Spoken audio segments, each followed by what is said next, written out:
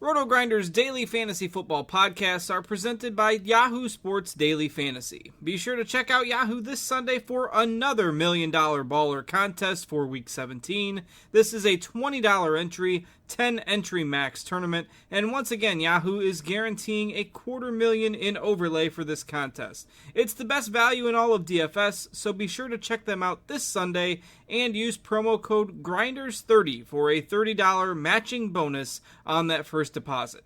If you are playing DFS this week 17, give them a look. That's Yahoo Sports Daily Fantasy.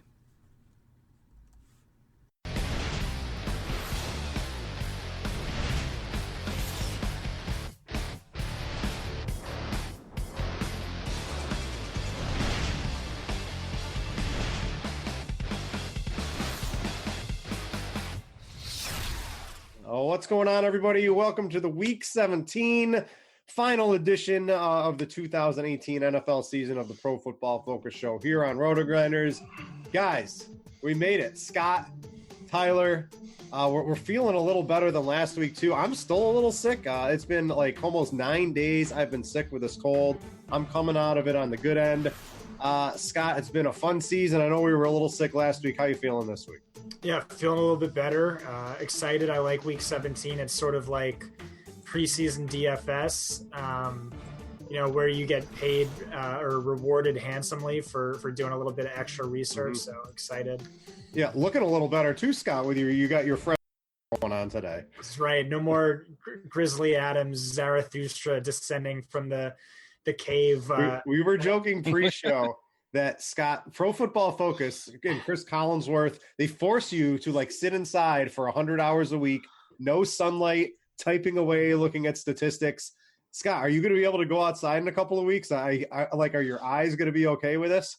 Yeah, finally rejoining society. I'll have to wear sunglasses for the first few weeks, but yeah, I'll get to leave my room finally. Yeah, Tyler, you're not secluded as much as Scott. They like to keep Scott in his little room, feed him through a little slot in the door. You're allowed to go into society. How's Tyler doing today? Yeah, they give me a little bit more freedom, which is kind of nice. I'm excited. It's Week 17, finally seeing the final end stretch of this year. I'm relaxed. I'm wearing my kimono. I'm ready to rock and roll, man. You're forced to wear the kimono because nothing else fits us after Christmas, right? Yeah, too many Christmas cookies. Yep. What's your favorite Christmas cookie, by the way? It's hard for me to pick a favorite, but what do you got? Yeah, I've had so many over the past few days. I don't even know. They're all a blur. It's just sugar. It's just too much sugar. God, do you even know what a Christmas cookie is?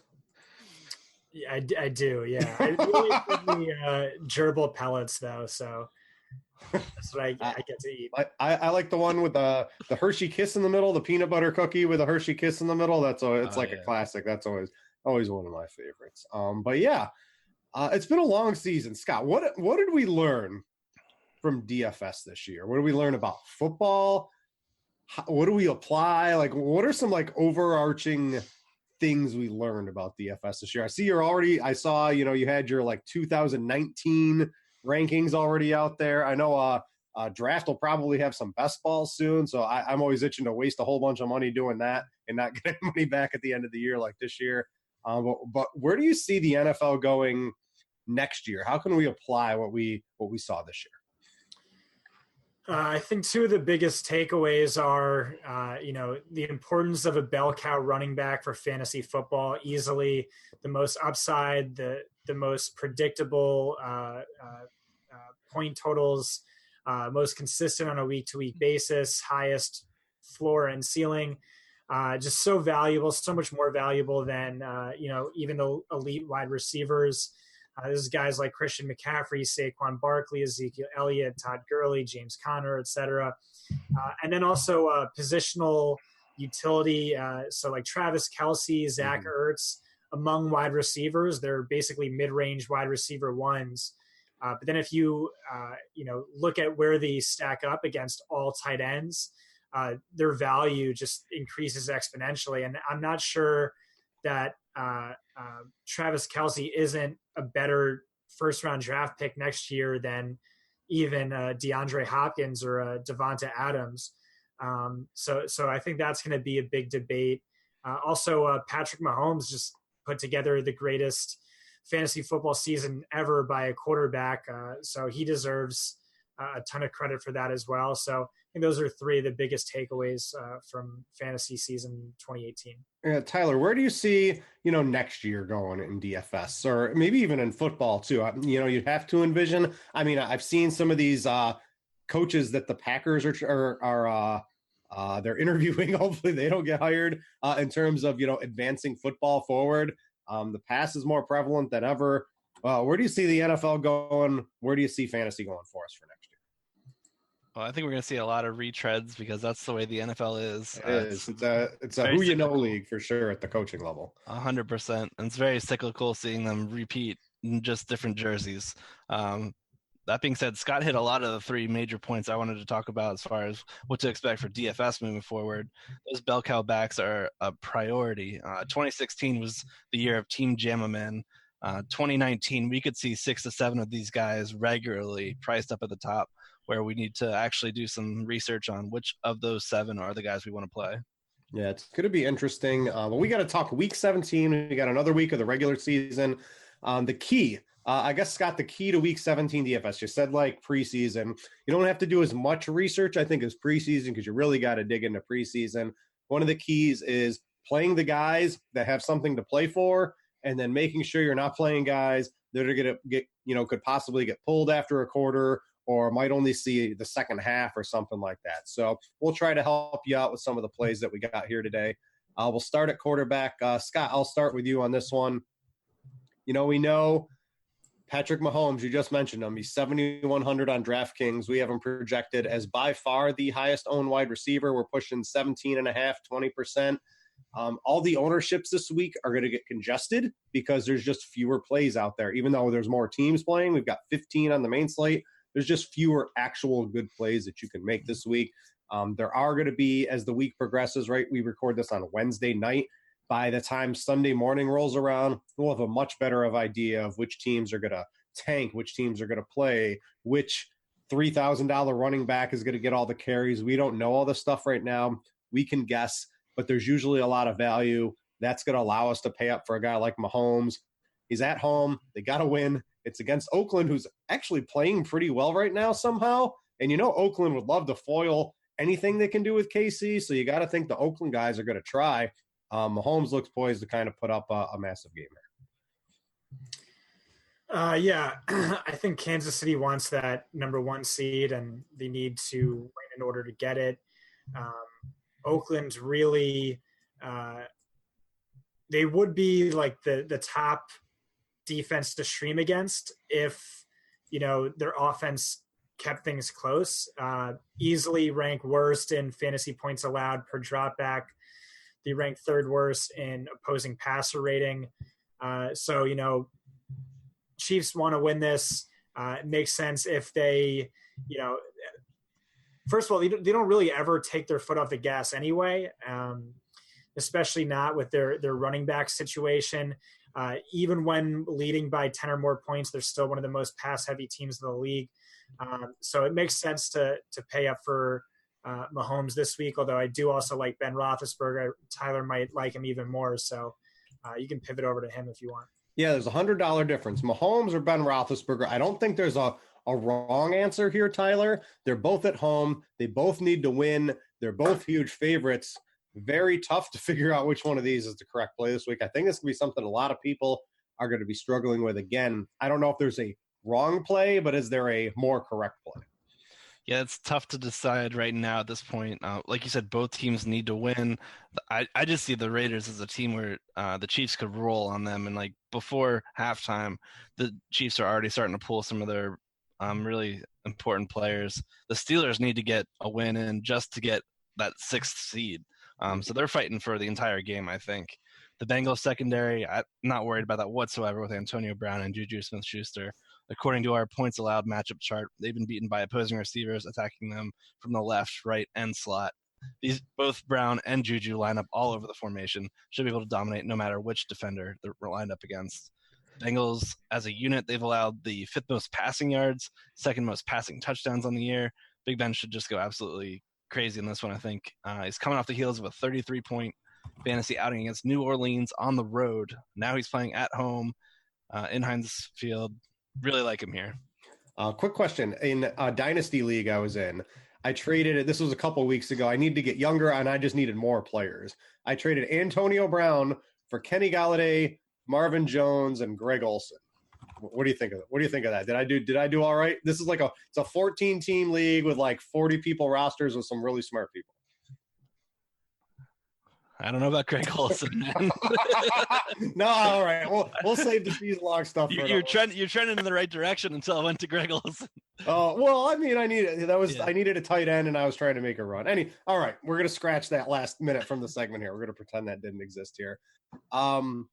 This is Wednesday. I don't have an early lean between Mahomes or Roethlisberger. I think it should be pretty easy to get to one of those on your cash teams and in tournaments, should you want to use them.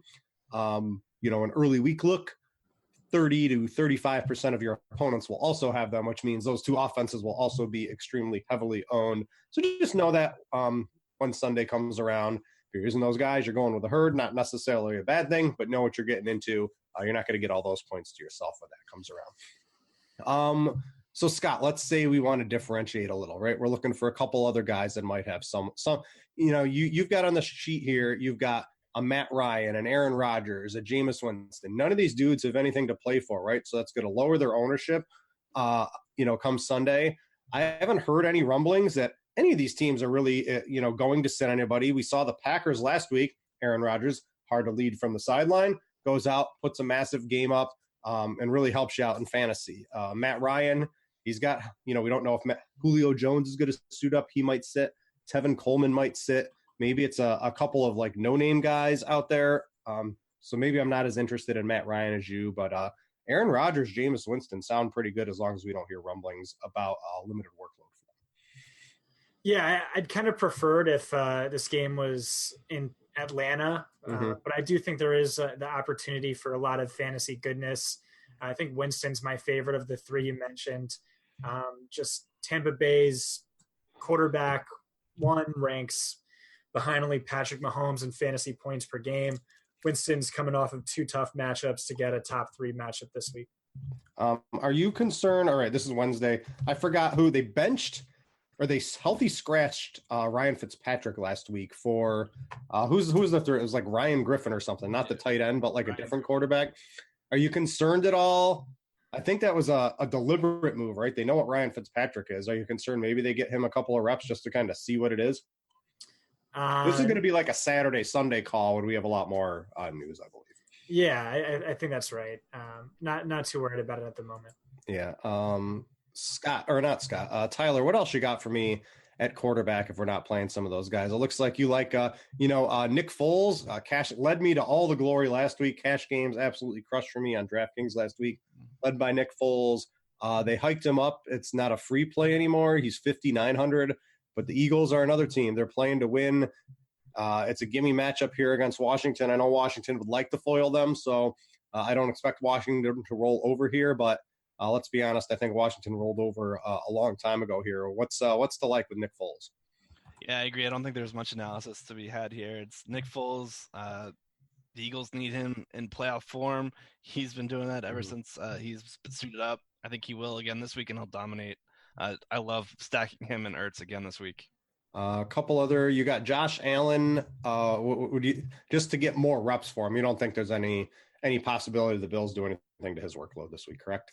Right. I think they continue to try to evaluate what they have in Allen, trying to throw different plays at him and see what they get as much film as they can heading into the offseason. The Dolphins have been pretty bad against running QBs as well. They allowed Allen to run for 135 yards when they last played each other, 231 passing yards and 2 passing touchdowns. The Dolphins' pass rush has converted a league low 10% of pressures into sacks. So they're getting there, but they're not converting those into sacks, which is allowing a guy like Allen to run out and pick up additional yardage on the ground. That's why I really like him this week. Yes. Scott, you got a couple other guys here noted. One has to win. Well, they don't have to win, but the Patriots probably want to win. Then they would get the first round bye. They're at home against the Jets. Pretty easy matchup for Tom. The only problem is dude just hasn't really been playing too well this year, Scott. So I don't think Tom Brady's worth $6,000 on DraftKings. What's your, try to sell me on Tom Brady if you have a strong take on him. Yeah, it's a must-win situation.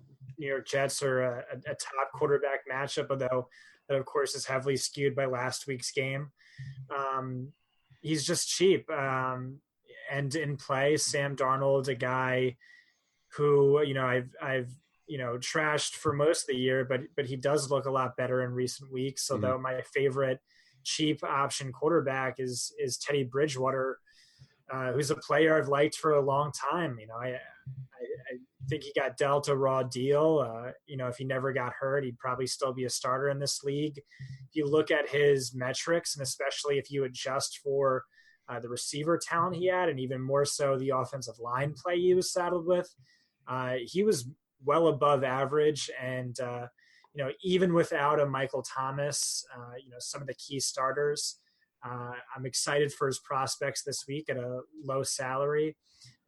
Maybe not a top option, or the top option, but he's definitely someone I'm considering at the moment. Yeah, the Saints, they're definitely going to rest their starters. I don't know if the starters will get completely rested. How many drives? If I give you one Drew Brees drive, is that enough to play Teddy Bridgewater? Oh, for sure, yeah. If I give you two Drew Brees drives, is that enough for you to play Teddy Bridgewater? I don't know. All I heard so far is that Teddy Bridgewater is playing. Drew Brees came out. Yeah, Brees came out today and said Teddy Bridgewater is going to play. We just don't know the exact amount of how much he's going to play. That was actually from Drew Brees today. All right, then he's a little too risky at the moment, but make sure you keep an eye on news, see if it's only a 1 or 2 drive thing with the Saints. Yeah, we're a little in the dark. We don't have all the news. We record this on Wednesday, and it's going to be the talk for a lot of the positions out here. Tyler, you got anybody else you want to talk to about quarterback? And let me throw a couple other names at you and see what sticks here. Can I interest you in a Phillip Rivers, right? The Chargers, it would help if they won. Can I interest you in a Deshaun Watson? The Texans got to win. Dual threat quarterbacks always seem to work pretty well in DFS. Baker Mayfield, I know it's Baltimore. I know defenses matter, but he wants to stick it to his new interdivision rivals. He would love to hand Baltimore a loss here in his final game to kind of cap off his season. On the other side, Lamar Jackson, interesting as well. Hasn't really flashed the upside that we wanted yet, but I still, it's very clear we haven't seen his ceiling in a game yet. I don't know. I think there's a lot of pretty viable plays this week. Yeah, we have almost the entire league at our disposal this week, except for the Sunday night game. Think there's any way we could go. I like the idea of Deshaun Watson, not afraid at all of this Jaguars defense. And the Texans, they could be playing up for the number 2 seed, I believe. I think they're up for the 3. The 3, okay. Let me see here. I'll double check. I got a handy little chart here in front of me. So the Texans, they could get up to 2. Yeah, 2. They got to win. The Patriots lose, and I think the most likely situation is they get a win and they'll get the home playoff bye in round 3. Yeah, and they're one of the rare 1:00 games this week, so we don't need to try to wait around to see what the outcome is for the other games before we make any decisions there. I love the idea of playing him and DeAndre Hopkins, who's been invincible basically against this Jaguar secondary. He's done a great job every time they played against each other. All right, that's going to wrap it up at quarterback. Scott, let's wrap up your little segment here on your actual opportunity article here. We've got one more week to really put the regular season stuff to use. First, are you continuing this into the playoffs? I know for DFS, we always want to know what's going on in DFS. And then if not, let's try to go out with a bang here and get some, pretty good plays for the people. I think my content schedule for the postseason is really just the bulk of my work going into one massive article. It's the article you'll see me put out for RotoGrinders on Saturday. That's going to be discontinued for the postseason, but also or Friday, and then also put it out on PFF on Saturday. One of my followers, Neil Ragland, just keeps tweeting me out.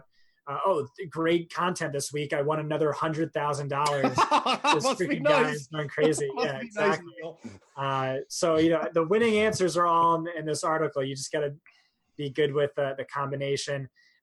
This week's article, talk about a lot of guys, a few Seahawks. So there's some concerns with how much motivation they might have. Talk about Jamal Williams, who's seeing ridiculous volume without Aaron Jones, and that was the case last year as well. Well, Jeff Wilson Jr. is back in play. Elijah McGuire's crushing. I'm a little nervous about Derrick Henry, more so than I think most people. Kenny Galladay is a guy I'm into. Deshaun Hamilton, C.J. Anderson, Gerald Everett. Yeah, that's about it for right now. We can talk about. I'm gonna inject this stat into some of the analysis that's gonna be coming a little bit. All right, so let's go to running back. Scott, I'll stay with you. If we're spending up, I'm looking at a couple of players. First, let's talk about guys I think are in question this week. So I look at Christian McCaffrey. Really no need for Carolina to stretch Darius Sanders at all here. They've got like their 18th string running back. Seems like they're going to be mailing it in, as well as New Orleans in this game. It's going to be a battle of the backups. There might be some value in this as we get later in the week and we get a grip on who's actually going to be playing. But for now, no Christian McCaffrey for me. Same with kind of Ezekiel Elliott right now. I know Jerry Jones, right? He's out there. They're going to play. They're going to play. They have nothing to play for. This is scary to me. What's your take on Ezekiel Elliott? I don't know. It just, we don't know yet for sure. I think Jerry Jones is full of it. No way. Known liar, but they're also crazy and the illogical. So he's in play. Maybe he's just a super contrarian tournament option. But I could easily see the starters for Dallas playing a quarter. And then they come in or the backup. So they just sit the whole team. There's literally no reason for Dallas to play. Yeah, that's what he did last year, 2 years ago, whatever it was. But I don't know. It's also the Giants. So yeah, it's hard to try and put logic into an illogical owner. All right. So you mentioned the Giants. Let's talk Saquon Barkley here too, Scott, right? Because we got Saquon, he's going for his offensive MVP. The Giants don't want to be rookie of the year. Yeah, they don't want to be proved wrong that it was the wrong draft pick, right? It's very clear. I don't know if he was the wrong draft pick, but he wasn't the wrong draft pick is kind of what I'm getting at. Like he's going to be a very good NFL player, barring injury for what seems like a very long time. They're going up against the Cowboys. They're at home to close out the season. Can we trust Saquon? As far as I can tell right now, no restrictions on him as of Wednesday night. Yeah, I don't know about that full narrative, and I think the matchup is kind of tough. But it's Saquon Barkley. He's just crushed all year. Giants, especially if Dallas isn't taking their foot off their gas, it should be plenty of negative game script, and that's where Saquon's really thrived. Although I guess on DraftKings, I think the best bell cow value right now is James Conner, who I prefer over Barkley if he plays. So long as he's not seriously dinged up. It looks like I didn't see this till just now, but the thing on DraftKings, James Conner practiced fully today. Awesome. Seems like he's going to be back this week. Yeah, it's just a dream matchup. Cincinnati is giving up the most fantasy points per game to opposing running backs. Steelers are going to do everything they can to win. Conner's just a beast when he's on the field with a massive snap share. Do you see them doing it? They've always kind of just gone to one backup. It's not like Jalen Samuels was horrible. Do you see a timeshare, or is this strictly James Conner's backfield? No, it's been like 5 years. Yeah. Mike Tomlin prefers a bell cow approach. So that's kind of what I would expect as well. Tyler, what are you doing up here towards the top at running backs? Do you share the same concerns me and Scott do on some of the high priced guys? And what else are you doing? We've got Connor, we've got Barkley. Those are basically all the high-priced guys. There's Melvin Gordon. Todd Gurley's in there too, but I don't know. I think that's a little bit of a stretch to expect Gurley to have a huge game here. Coming off injury, they'd be smart to rest him.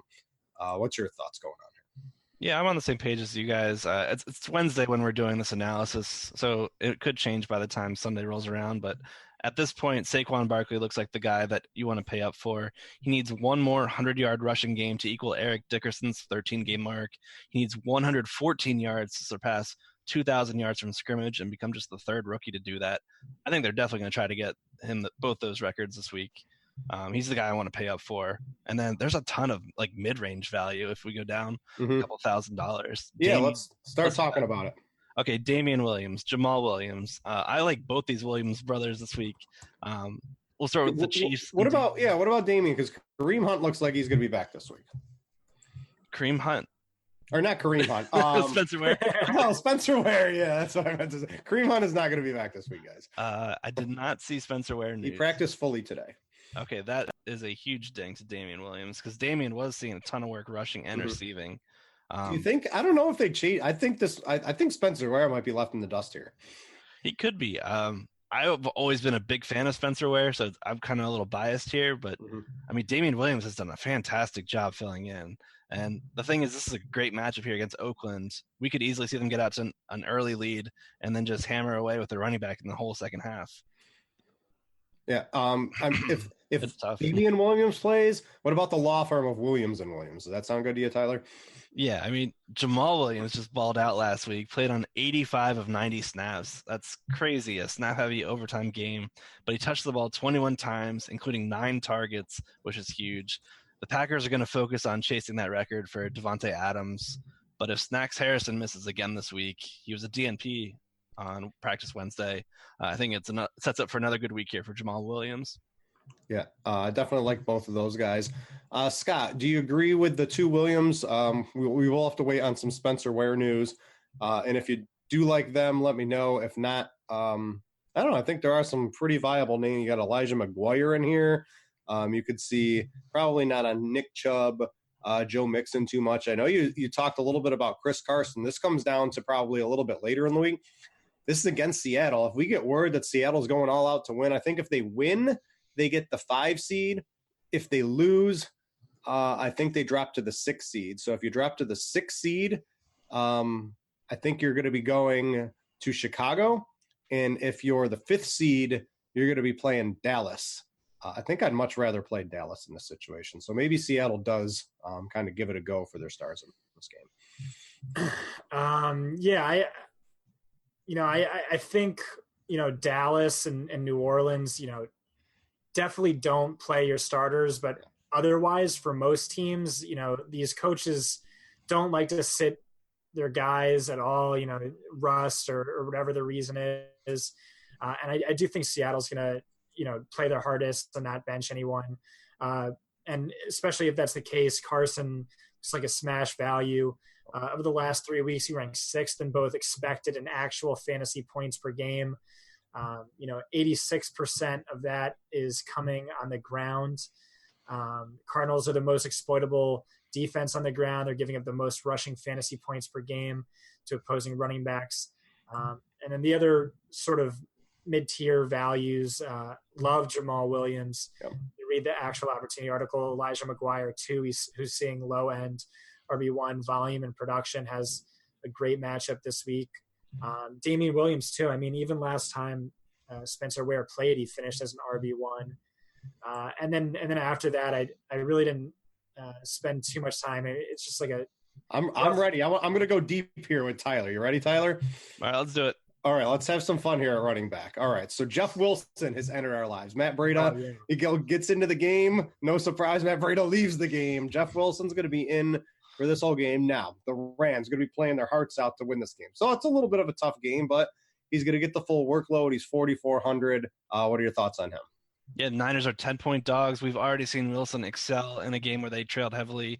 He caught 8 of 9 targets for 73 yards against the game against Seattle several weeks back. Guy can do it all. I think he's going to be a great fill-in for Breida.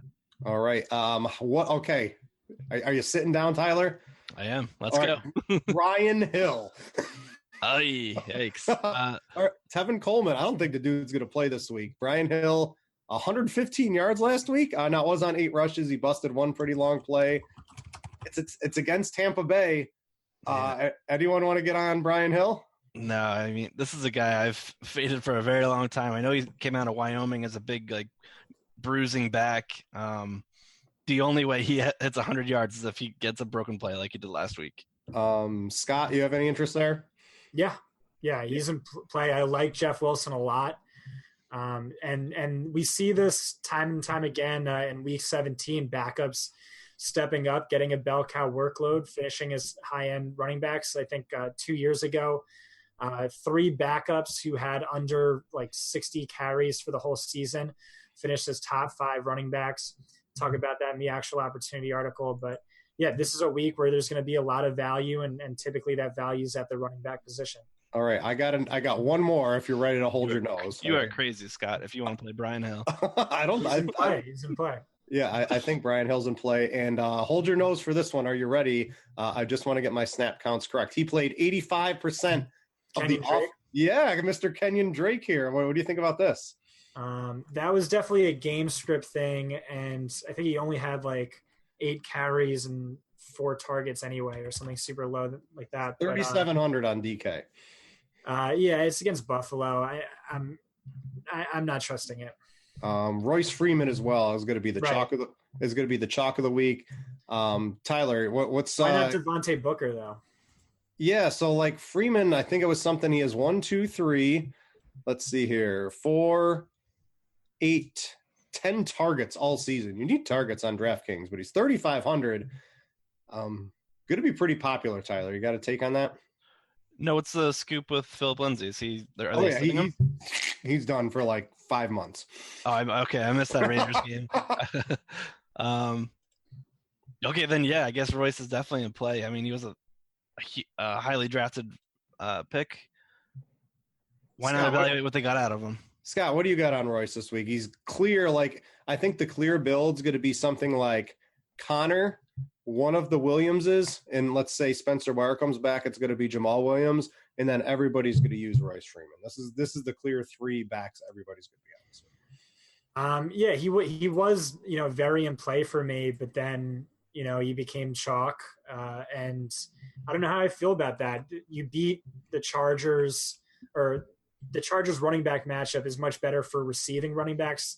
They're giving up the 7th most receiving fantasy points per game to opposing running backs, but rank like top 12 on the ground. And like you said, he doesn't see that receiving volume. I think they want to go with a committee again. I think Devontae Booker is going to be getting a lot of that volume. It's going to be a negative game script that, again, sets it better for Devontae Booker. We've got a 30. I don't like him as chalk.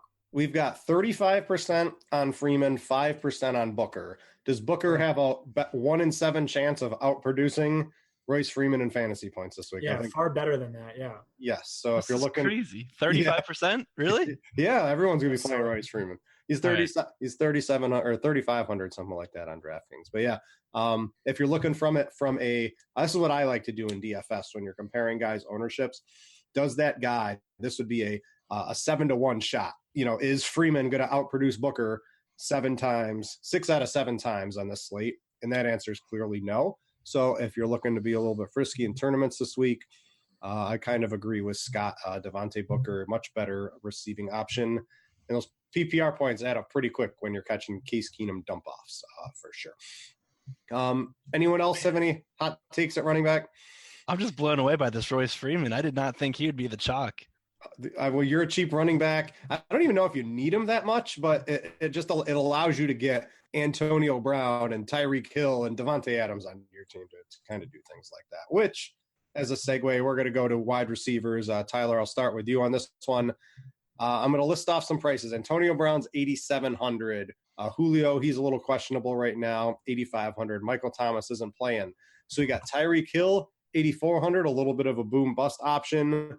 And below that, we've got DeAndre Hopkins against Jacksonville, or Devontae Adams against what's left of the Detroit defense at just 8,000.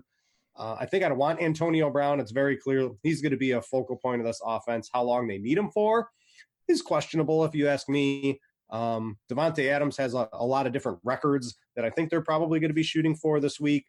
A couple narratives as well with DeAndre Hopkins. But what's your preference here at the top? Mine, strictly from a tournament sense, would be Tyreek Hill, just because I think he'd be the lowest owned of the bunch. Arguably has the highest ceiling at any given week.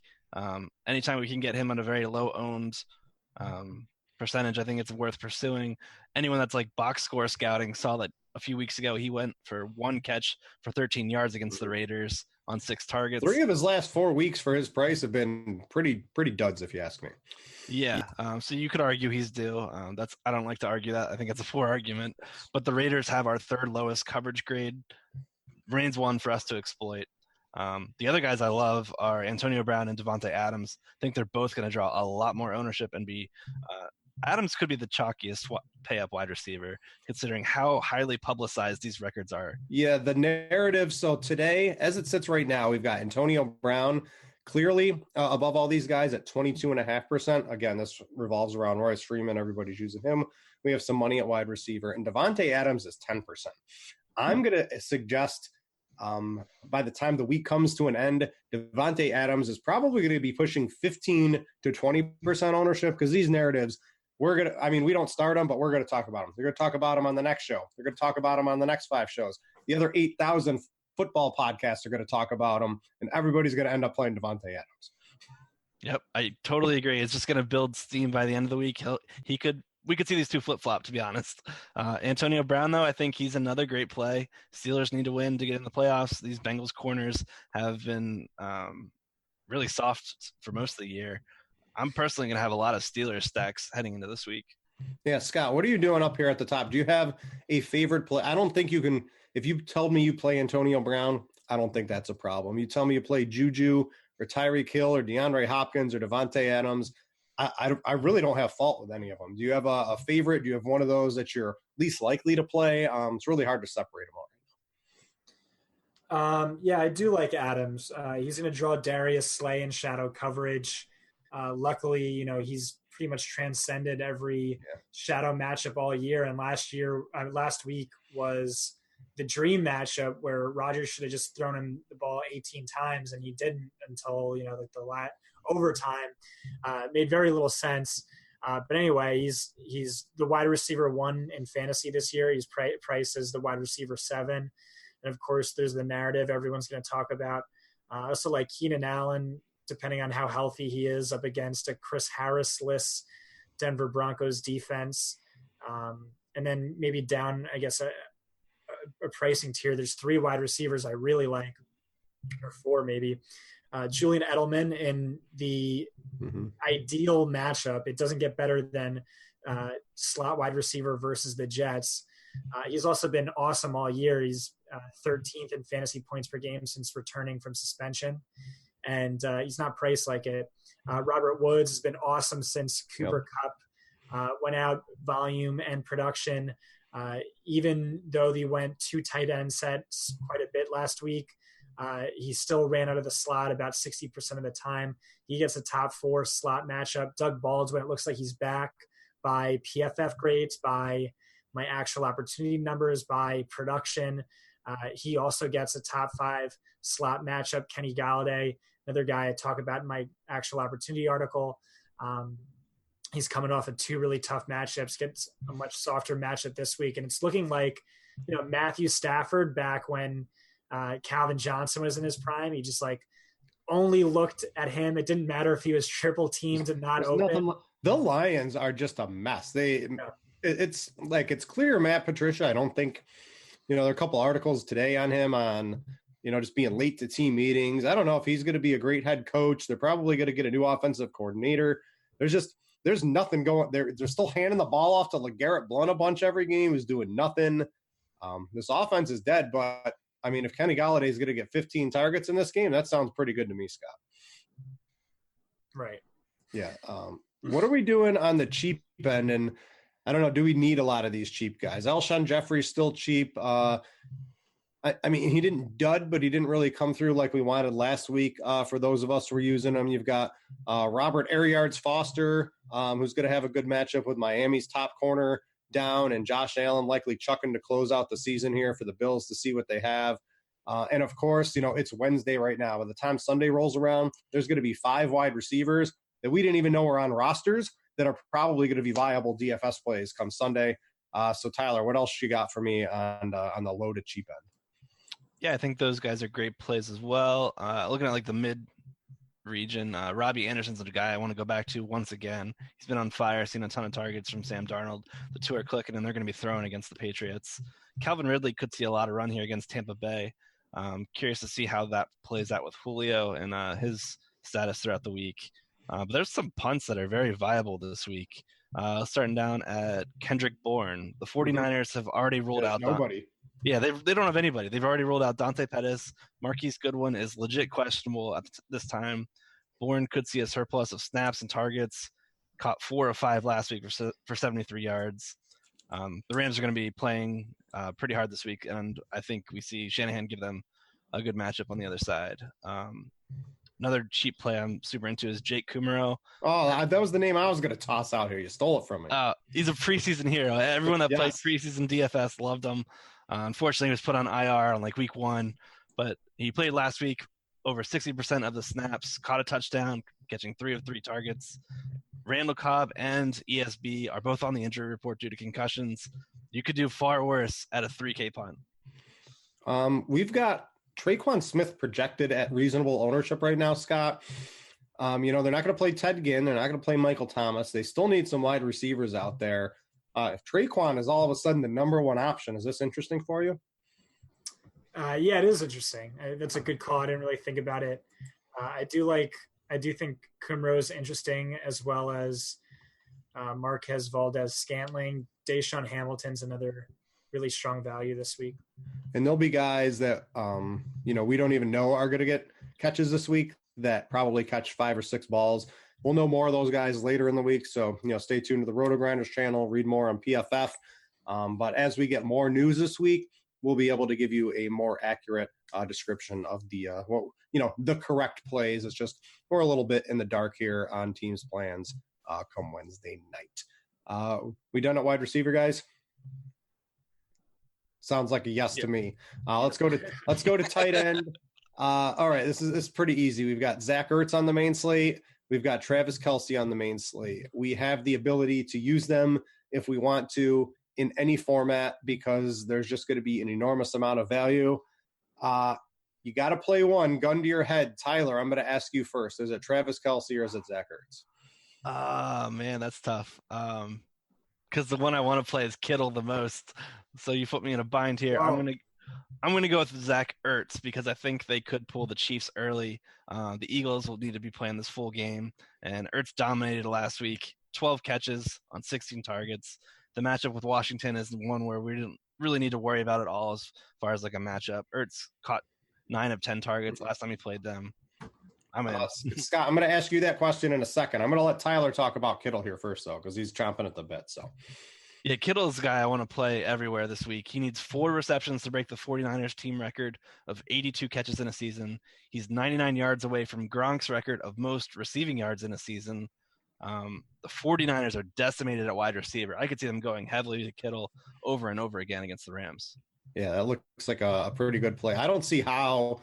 Why would you mess around with – I know Chris Herndon had a good game, and I know C.J. Uzoma caught a touchdown, but why would you mess around with them this week?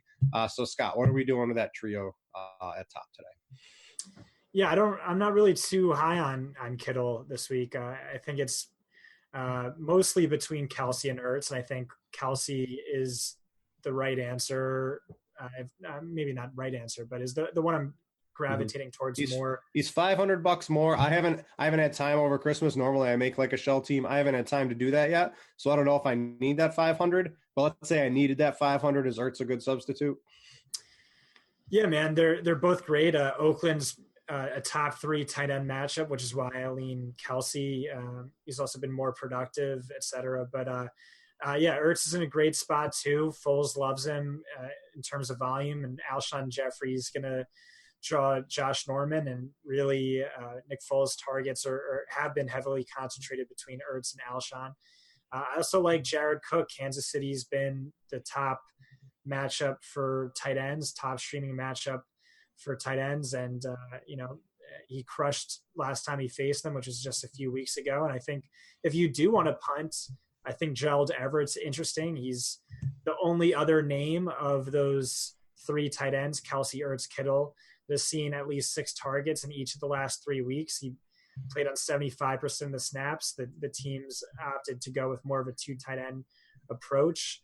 I do think it's between Kelce and Ertz and maybe Cook for me, but he's a name to consider. I need to check on Cook. You should probably do this too. When he got his snaps last week, because the Raiders won last week, which 1 is rare, and 2, he was only on the field for 34 of the 62 snaps. And I know they were doing this in the middle of the season. They were messing with the snap counts because I think they wanted to lose. And I don't know if they took Jared Cook out because they were trying to lose the game, But if I don't know if you can pull this up quick.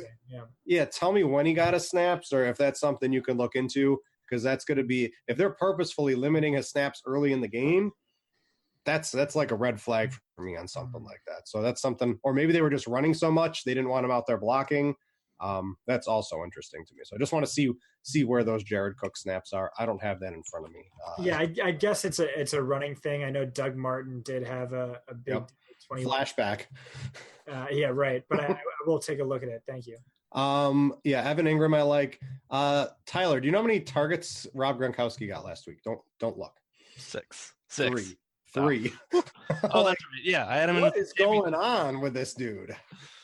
He's he's a wooden robot out there. Can't move at all. Cooked. Can you project a Kyle Rudolph Hail Mary touchdown this week, Tyler? Yeah, to Vance McDonald. All right, yeah. So not to Kyle Rudolph. What do you make of Kyle Rudolph? I mean, he had 9 targets, 9 receptions. So it's not like he was horrible outside of that Hail Mary touchdown, which accounted for some fantasy points, but certainly not all 36.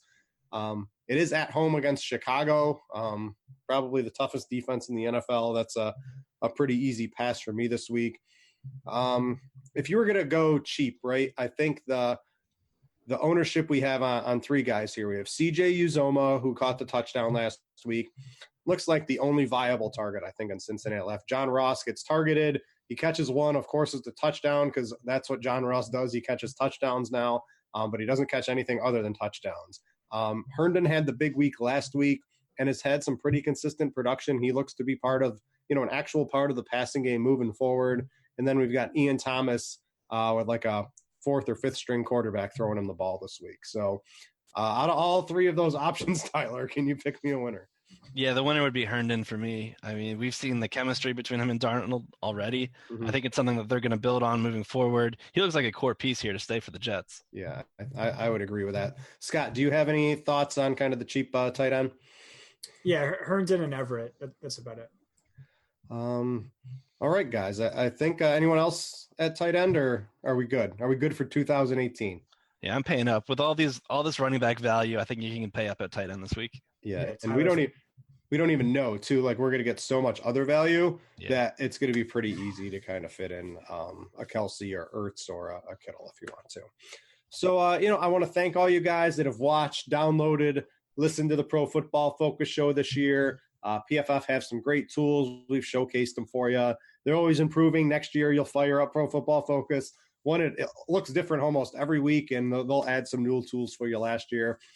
So, Tyler, let's wrap this up here. It's been a fun show. We kept the same crew together for 2 years. I like that. Hopefully you guys are back next year. I know Scott will probably, they'll lock him in a dungeon and they won't even let him on the show for an hour. I'm hoping they let him in here, but it's been fun, Tyler.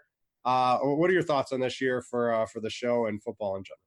Yeah, it's been a great show. It definitely helps me as far as my personal research, getting a jump start on it early in the week. It's a lot easier to have a good base at the beginning of the week and then alter as we get news moving forward. That's why I think these shows in the beginning of the week are pretty important.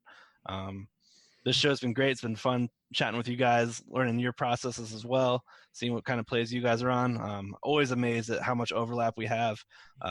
We have a lot of the same processes, which I think has led to some profitable weeks for all of us. Yeah, and Scott, you probably don't want to do the show, right? Because you're already slaved away, fed through the little keyhole in the door, when you're allowed to. But I know you love doing the show. It helps you kind of get all your thought processes not down on paper, but you actually get to talk through it a little bit here.